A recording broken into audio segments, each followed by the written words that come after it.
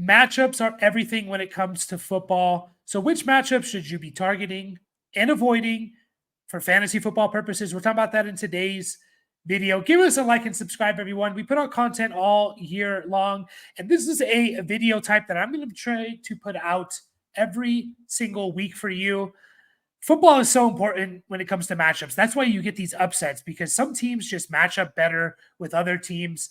And for fantasy football, it's something that we don't look at enough is matchups for fringe players. Guys, you're debating, should I start them? Should I sit them? Well, in this video and throughout the whole season, every single week, I'm going to be looking at some players that have really good matchups and really bad matchups from every single position. Now, we're not going to be focusing on the obvious starts. If Bijan Robinson has a terrible matchup, we're not going to be talking about that because you're starting Bijan Robinson week in and week out because you drafted him to be your weekly starter. Again, these are more about maybe guys you're debating between, and this can give you the edge, the tiebreaker to push them to start them over someone else. And we're starting off with the good matchups for quarterbacks. And first up, we have Jared Goff. Jared Goff, according to the Fantasy Pros consensus rankings, he is the QB 11. He has a wonderful, wonderful matchup against the Rams in terms of their offensive line versus defensive line. This is for quarterbacks. We're focusing on the offensive line versus the defensive line, and the Lions have one of the best offensive lines in football. They gave up a sack on only 10% of their dropbacks and a pressure on only 25%.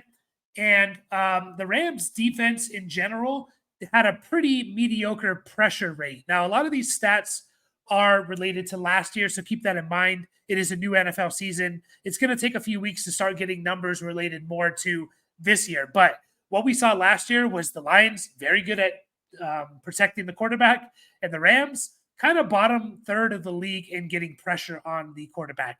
That bodes well for Jared Goff. If he can sit there behind his offensive line, he's going to carve up the Rams. Jared Goff, if you're debating on starting him, he has a really nice start to his season. I'd be starting him the first few weeks. I think he's going to absolutely explode in this matchup. Daniel Jones is another one. Now, am I expecting you to start Daniel Jones? No.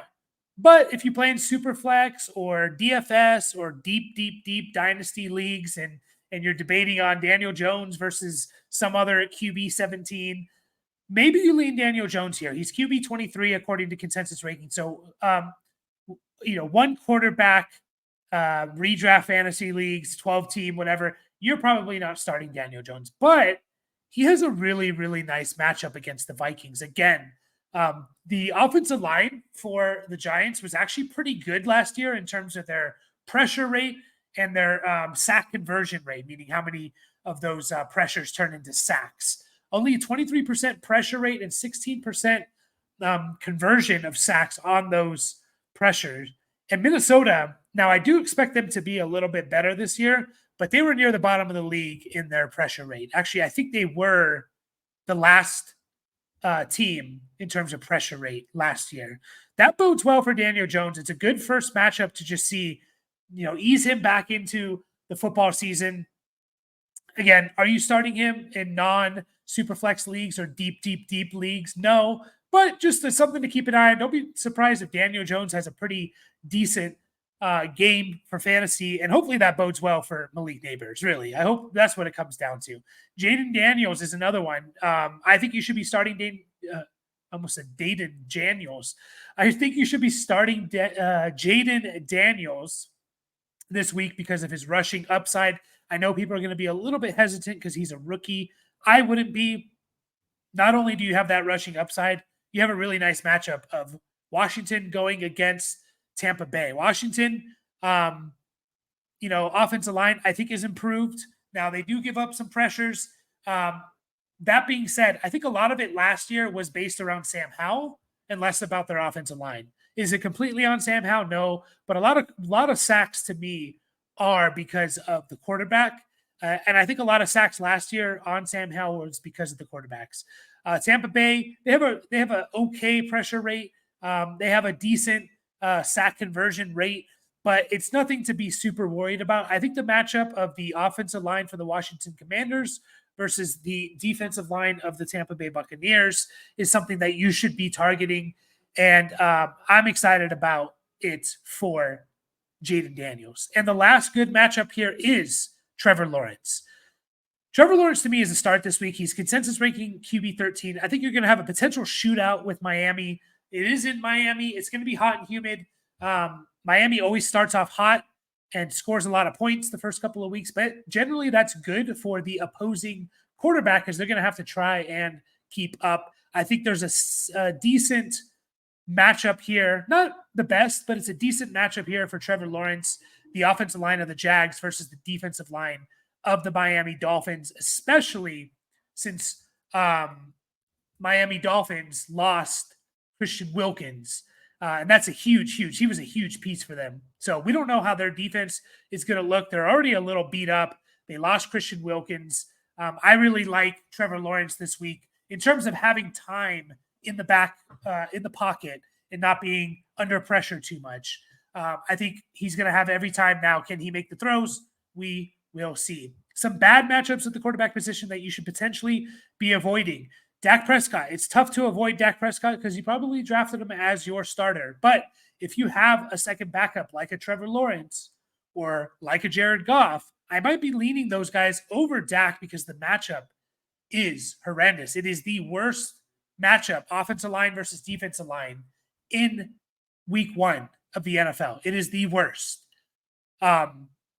Cleveland's defensive line is ridiculous. You're playing in Cleveland, I believe, if I remember that correctly. Yes, it's at Cleveland.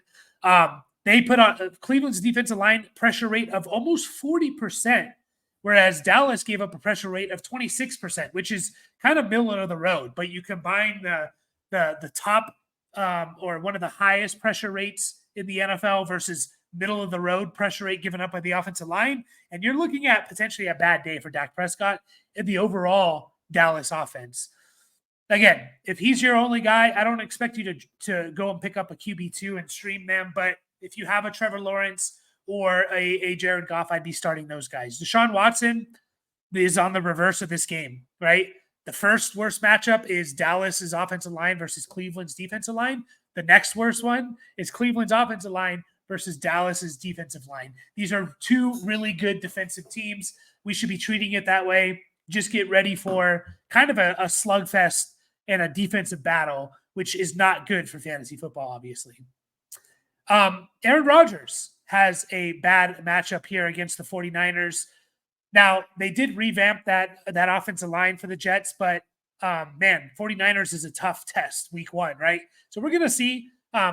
Aaron Rodgers is probably not a starter. If you were thinking about starting him, maybe pivot to someone else just because, again, this could be another defensive battle type of game. And I don't like it for Aaron Rodgers being 40-plus years old, coming off an Achilles injury, and his first matchup is against the 49ers behind an offensive line that should be good if healthy in theory, but we don't know for sure. Maybe pivot from Aaron Rodgers. Kirk Cousins has a bad matchup. Another one that you could potentially pivot from because of where you drafted him. Don't like that matchup. Kirk Cousins, the Atlanta offensive line, going up against Pittsburgh Steelers defensive line, one of the better pressure rate teams, one of the better sack conversion rate teams. Kind of the same situation as Aaron Rodgers. Coming off an Achilles injury, older player, don't know how the offensive line is going to be this year. I'd maybe avoid Kirk Cousins if you can, if you have a similar option to pivot to. And then the last one for the quarterbacks is Tua. Trevor Lawrence had a good matchup in this matchup. Tua, I don't think has a great matchup here. I don't think he has a great matchup. Now, Teron Armstead, who I believe is going to play, I think he's good to go to play, if I remember correctly, is a big addition, but still don't love this matchup for Tua, especially because he's not a very mobile guy. Now, I just mentioned that Miami does come out hot, so am I going to be surprised if they're scoring a lot of points? No, but I think they're going to do it a lot through the run game because I think they have a good advantage. Their offensive line versus Jacksonville's defensive line in the run game, I think they have a big advantage. In the pass protection, I don't think they do. So I think they're going to rely heavily on Mostert and Achane. Moving on to the running backs, kind of the same idea here. We're looking at the offensive line versus defensive line of these teams. We're starting off with the good because we like to be positive here. Ramondre Stevenson has one of the best matchups. Obviously, there's a couple others that are better in my opinion, but Detroit's offensive line versus the Rams defense, you're starting Gibbs and Montgomery almost assuredly, right? Especially Gibbs. You're starting those guys. So we're not talking about the obvious starts. We're talking about the fringe starters. Maybe Ramondre is an obvious start, but if you needed any convincing, I do like the matchup of the Patriots offensive line versus the Bengals defensive line in run blocking. Not so much in pass protection, but in run blocking, I think there's an advantage here. And I think that favors Ramondre Stevenson. I think they're going to rely heavily on him week one, especially with Jacoby Brissett. The only issue here is if this game becomes a blowout quickly, which it could. Cincinnati could start blowing them out, and we don't know how that backfield's going to work between Gibson and Ramondre. So that is a concern. But in terms of just the blocking between the offensive and defensive line, I like the matchup for Ramondre and the Patriots.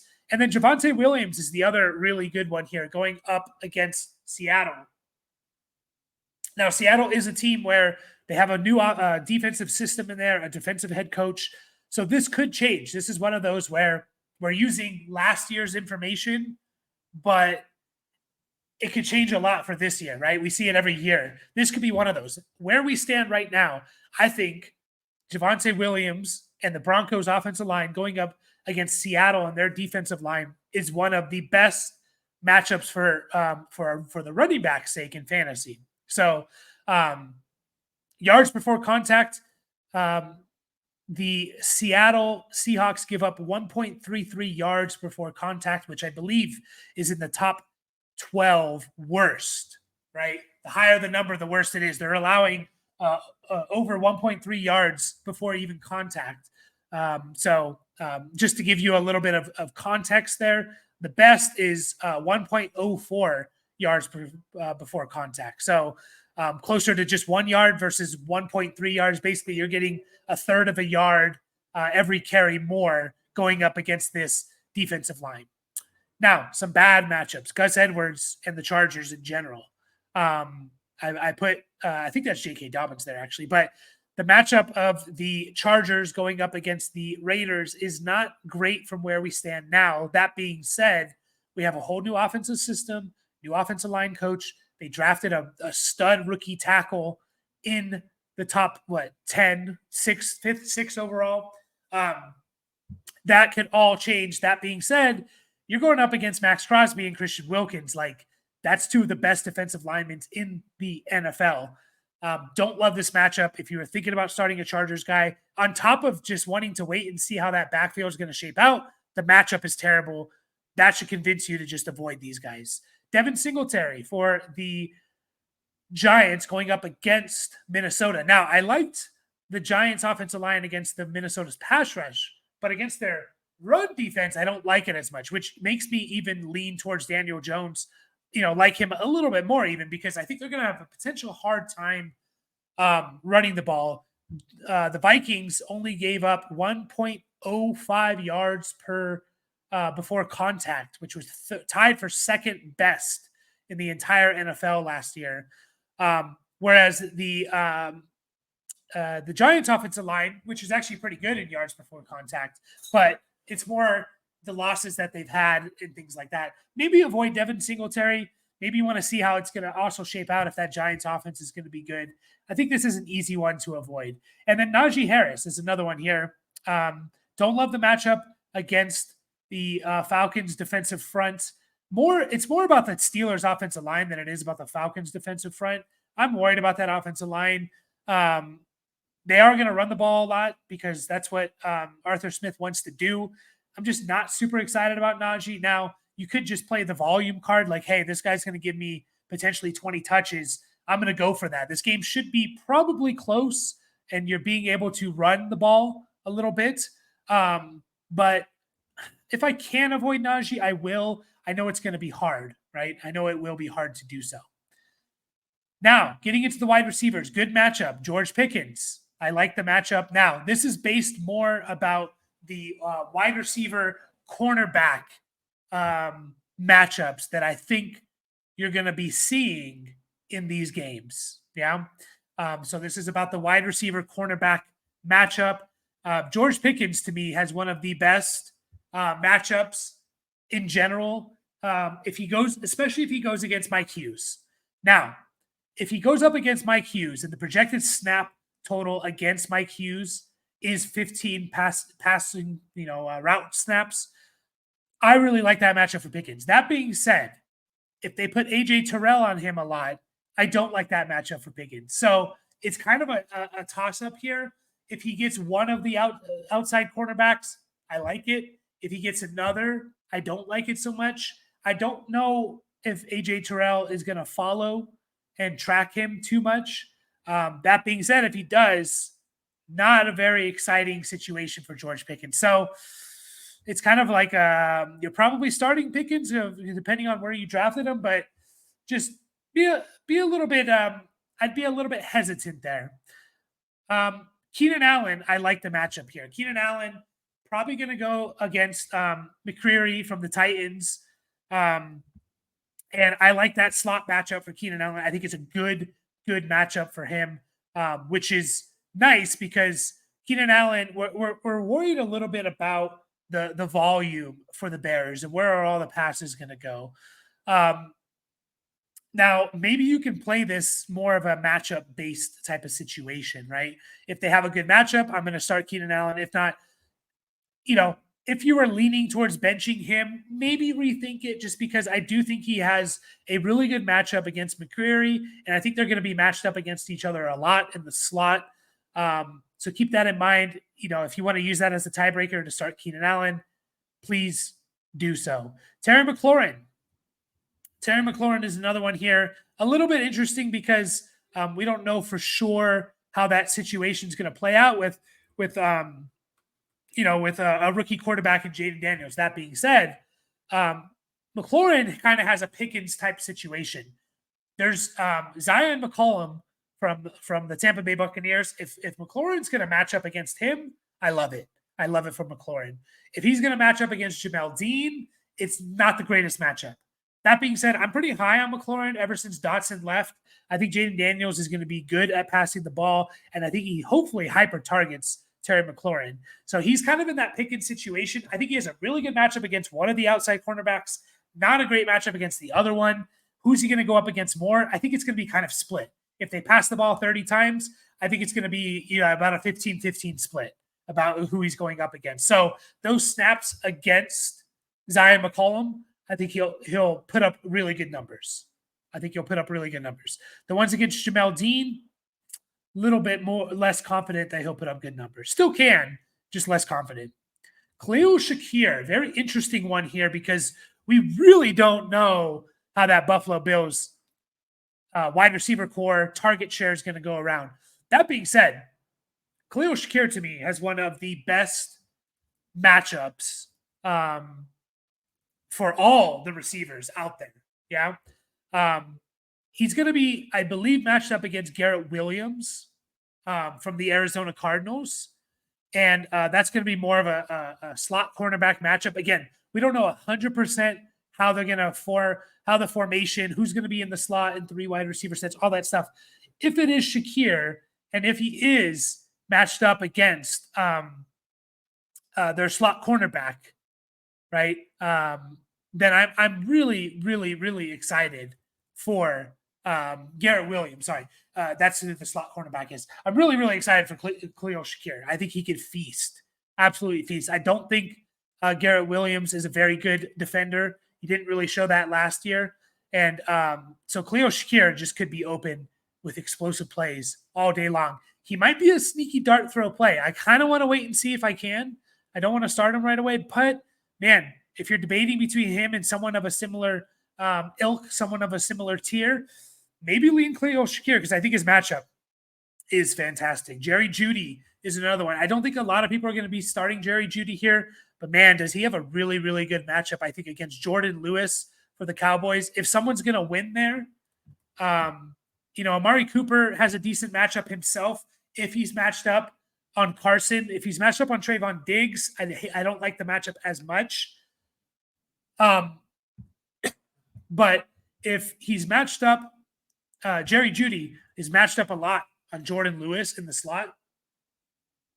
Man, I love that for Jerry Judy. Now, you're not going to start Jerry Judy, but it's a guy that I wouldn't be surprised if he has a good game when we're talking about him on like, oh, pick him up or, waiver wire or, start him next week or something or people are going to be saying that. And then one last good one here is Adam Thielen. Again, don't expect you to start Adam Thielen, but he's going to go up. His matchup, which I assume Adam Thielen is going to be playing in the slot mostly. Alontae Taylor is the slot cornerback for the New Orleans Saints. I really, really love that matchup for him. I think he's going to play probably those guys are going to be matched up 70% of their routes. It's going to be Adam Thielen versus Taylor. And I really like that matchup for Adam Thielen. He already has he's kind of a sneaky, he's ranked wide receiver 62. He's a kind of a sneaky, like, oh yeah, Adam Thielen had a really good week 1. And then people are going to overreact to it. And he may never live up to those expectations again. But we always get random players that are big, have big weeks that we're not expecting. And a lot of it is because of matchup-based situations. Adam Thielen could be one of those. He put up 1,000 yards last year. He has the relationship with Bryce Young already. They're going to be getting the ball out quick, and I really love his matchup. So I wouldn't be surprised if, like, you look at the stat line and Thielen has like 6 for 60 or, something that's at least flex worthy. Now into the bad matchups. Calvin Ridley, and he's kind of a fringe. Are you starting him? Are you not? He kind of goes both ways. He has a decent matchup. The Bears in general, have a really good defense. And I think it's a little bit underrated when people are talking about the Bears. It's all about Caleb and the receivers. Their defense is underrated. Tyreek Stevenson is who I project Ridley to be going up against at least half the time. And I like that matchup a little bit more for him. That being said, if he goes up against Jalen Johnson, I hate that matchup for Calvin Ridley. So I expect him to go up against, like, again, if they pass the ball 30 times, it's going to be kind of half and half there. I hate half his snaps against Jalen Johnson. So you're taking out, they throw the ball 30 times, you're taking out 15 of them that I just don't like. I don't like his situation. If I can avoid Calvin Ridley, I will, especially because you also want to see how Will Levis is going to look and how that offense is going to distribute the ball. Brian Thomas, who I know a lot of people are itching, absolutely itching to start. I hate Brian Thomas's matchup. Probably going to go against Jalen Ramsey. I think Jalen Ramsey was on the injury report, so that is something to keep an eye on. Is if he's on that injury report, then that makes it better for Brian Thomas. But I really don't like his matchups against all the other corners for the Miami Dolphins. I think the Miami Dolphins have a decent secondary when Jalen Ramsey is healthy. But that being said, they still have some other players that I'm not excited about at all. Kendall Fuller is another one. I don't like that matchup with Kendall Fuller and Brian Thomas. So I know people are itching to start Brian Thomas. Maybe on top of him being a rookie in his first game with a bad matchup, I might be looking to bench him. Deontay Johnson, which is very intriguing once again for Adam Thielen, because I think Deontay Johnson, he's going to go up against Paulson. I always forget the name. Adebo or Adebo. I think it's Adebo. I might be saying that wrong, and Lattimore. He's going against those two really good cornerbacks. In my opinion, that's who he's going to be playing against mostly. And Adam Thielen is there in the slot, ready to feast. So it's just another notch. Like, don't be surprised if Adam Thielen has like a top 20 week or something for wide receivers. JSN. I love JSN. I don't love the matchup for JSN. I really, really don't love the matchup, specifically in the slot there against Jaquan McMillan. I don't McMillian. It's either McMillian or McMillan. I think it's McMillian. But Jaquan McMillian in the slot going up against JSN. I think that's where we're going to see that matchup the most. Don't love it. Don't love it for JSN. Potentially think about not only wanting to see it from him before you start him, but he has a bad matchup. Might be leaning on benching JSN. Last one here is Malik Neighbors. You're starting Malik Neighbors almost assuredly Now, if you're just absolutely stacked at receiver, then maybe you can lean towards not starting him. He's probably going to be matched up the most against Stephon Gilmore. Don't love that for Malik Neighbors. That being said, man, I want to start Malik Neighbors, so I'm not going to spend too much time on this. Two tight ends that I think actually have good matchups is Dallas Goedert, who's going up against Quay Walker for Green Bay, playing tonight, actually. I think he has a decent matchup. Wouldn't mind starting him. And then Noah Fant, who no one's going to start, but don't be surprised if we're talking about pick up Noah Fant on the waiver wire. He's going up against Cody Barton for the Broncos. I think we could see, especially with JSN in a tough matchup, we could see a lot of those short area targets going to Noah Fant. So that's all I have for you guys. I'm going to be putting this out weekly. Hopefully it helps you a little bit with the matchup-based stuff. Start your studs. Don't overthink it. But when it comes to these fringe guys, maybe lean into the matchups a little bit, see how it works out. Appreciate you all for watching. Like and subscribe, and catch you guys all in the next video.